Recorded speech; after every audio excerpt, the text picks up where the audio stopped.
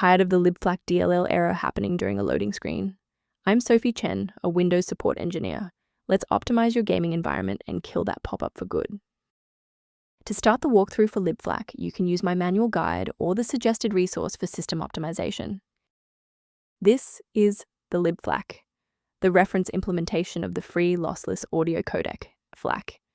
It provides the mathematical logic required to decompress high-fidelity audio streams. It is a mandatory dependency for media players and DJ software.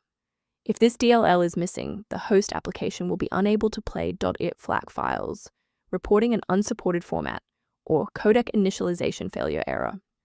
Now that the technicals are covered, let's run the official installer. Libflac is often associated with game graphics and audio processing.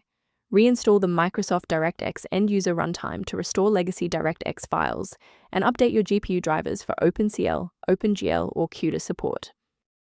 Should the file remain missing after a reinstall, we need to ensure that the operating system is forced to re-index its shared library paths.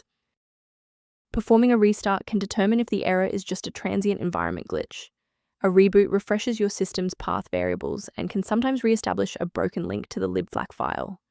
Bookmark this video or click the like button now so that you have a shortcut back to this guide after your PC finishes restarting. Now that the system has rebooted, if the issue persists, let's move on to our next level of troubleshooting. Feel free to pause the video if you need a moment. If you are still seeing the error after a reboot, it indicates that the application's local file structure is damaged, so you should perform a clean reinstallation by deleting the program's hidden app data folders. This ensures that old configuration files are not blocking the new version of your DLL from being deployed by the official installer. Why are we doing this? Well, third-party libraries are often cached in temporary directories, and a clean wipe is the only way to force the software to recognize a fresh library file. To prevent any secondary issues, I recommend a cautious approach to downloading individual system files.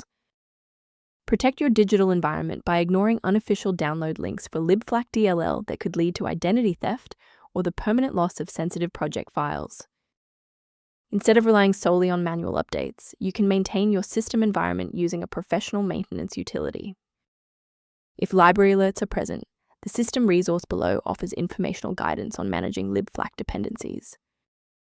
I hope this resolved the conflict preventing Libflac from launching.